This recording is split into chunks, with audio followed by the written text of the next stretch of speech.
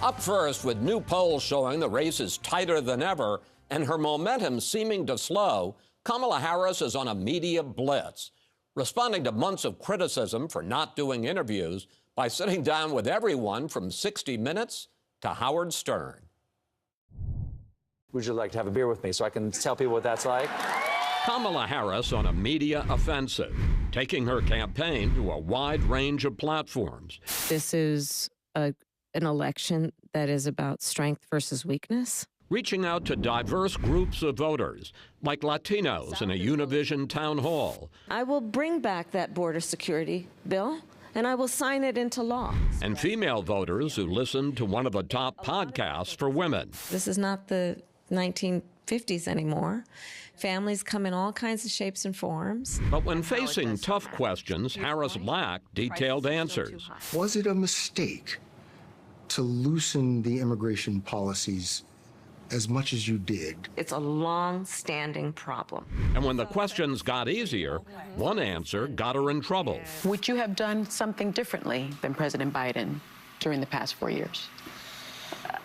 There is not a thing that comes to mind. The Trump team pounced, posting it on social media and playing it at rallies. There is not a thing that comes to mind. The Harris blitz coming just as new polls show her narrowly trailing in 2 of the 3 blue wall states she almost certainly needs to win. Here with me today, podcaster, journalist, and author Kara Swisher. Conservative pollster and New York Times opinion writer Kristen Soltis Anderson. New York Times journalist and the Interview podcast host Lulu Garcia-Navarro, and editor-in-chief of The Dispatch and columnist at the LA Times, Jonah Goldberg. Welcome back, everyone. Kristen, when you look at those polls, and different ones have different numbers, but in that poll, narrowly trailing in Michigan and Wisconsin, is the Harris campaign stalling? I think it is stalling. I think that a lot of the initial enthusiasm that came out of the Democratic convention and her nomination and the unification of the party behind her has begun to wear off, and we've moved into the part of the campaign where it's no longer about exciting your side, unifying your party. Folks who are really engaged in politics have already decided. So I think on paper, her media blitz this week, deciding to go out and reach all of these voters who are maybe less connected to politics, seems smart on paper. But I think the execution really left something lacking. I'm not sure that she, out in these engagements, did what she would have needed to do to really excite and enthuse people who may not have already liked her. All right, we're going to get to the media blitz in a moment, but let's talk about the state of the campaign. Because the Harris campaign is clearly worried about her standing with young black men. And they're sending Barack Obama out these final 3+ weeks to try to reach them. Here he is in Pittsburgh. You're coming up with all kinds of reasons and excuses. I'm speaking to men directly now. Part of it makes me think that, well, you just aren't feeling the idea of having a woman as president. Lulu, Harris is leading among black men and Latino men, but not nearly by the same margins that Biden enjoyed in 2020. That is Dad Obama right there. It's him sort of adopting that tone of scolding and saying, hey, men, why aren't you actually backing women? I don't know that that was the best tactic, I'll be honest with you. It's not really persuading people. At the end of the day, she has a problem with men. There is a huge gender gap, though, in this election. This is, as it's been dubbed, the gender election. And I think if I were Kamala Harris, I'd rather have women than men. The kinds of men that Donald Trump has are irregular voters, they're low propensity voters. The kinds of people that Kamala Harris has are enthusiastic voters, black women, suburban women. These are the older women. These are the people that turn out. And so in this kind of divided election among gender lines, I think you'd rather have one than the other. But you can't. Wait, well, let me just ask Kristen, do you agree with that, or do you?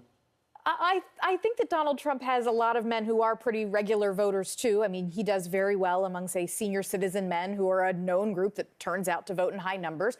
But it is also true that Donald Trump is not doing as well among, say, senior citizen women. So I do think that Donald Trump has brought a lot of people into the process who in past elections might not have voted, and they certainly don't turn out in midterms. They only turn out for him. I think the gender gap is going to be high. And what's ironic is the gender gap will be high at the same time that I think the racial and age gaps in this election might actually be smaller. Karen? Interesting. Well, I think she's got to keep doing it. I think not enough in repetition, because everyone does know Donald Trump, and he fills up every space that he can, whether it's with toxic stuff or loud or meandering. It doesn't really matter. He just fills up all this space. And so she has to do more and more. I think that she's going on Charlemagne the God is critically important. That's a great booking for her. And he has a base of real fans. I think she should go on Joe Rogan. I think she should go on Fox News. I think she should go to every local station and just make herself so inevitable where she makes mistakes. And it's okay to make mistakes, but the fewer she does, the more mistakes seem glaring. She needs to make news. Jonah, I want to bring you in and talk about whether this media blitz this past week has helped or hurt. For instance, Harris went on 60 Minutes. Trump ducked it. But when she was asked tough questions by Bill Whitaker, the sense I got, and we played a clip here, was that Harris basically gave boilerplate. Yeah, that's the mystery to me here. We've all talked about plenty of times how smartly, if cynically, she's shed a lot of her 2020 positions to reach to the center. She picked Tim Walz as maybe a mistaken play to reach to the center. She's abandoned some of the positions in all sorts of ways. If you have that level of mercenary commitment to winning the presidency, memorize some answers. Like the idea that she doesn't have a boilerplate, thoughtful answer about what she would do differently than Joe Biden, and I can think of a dozen different ways she could answer it, which wouldn't be insulting to Joe Biden, is just weird to me, to look like she hasn't really given it any thought or nothing comes to mind. I bet she didn't expect it there. That's why. But she should expect it. If Correct. she's going on a media Correct. blitz, But she should just have it like memorized. She was so prepared for that debate. Yeah. She should be equally prepared for a bunch of interviews. And there are 20 likely questions that she's going to get asked. She may only get 10 in one interview versus another, but she knows where they are, and she's a good enough politician to bend the truth. I want to dig down on this exchange, because it really was stunning, and the Trump campaign has turned it into an ad. The chaotic and deadly U.S. evacuation from Afghanistan stunned Americans and the world and cost the lives of 13 U.S. soldiers. Would you have done something differently? There is not a thing that comes to mind. More than 13,000 illegal immigrants convicted of murder. Kristen, I agree with Jonah. I am shocked she didn't have a better answer to whatever the venue was a pretty predictable question. Should Harris distance herself from Joe Biden?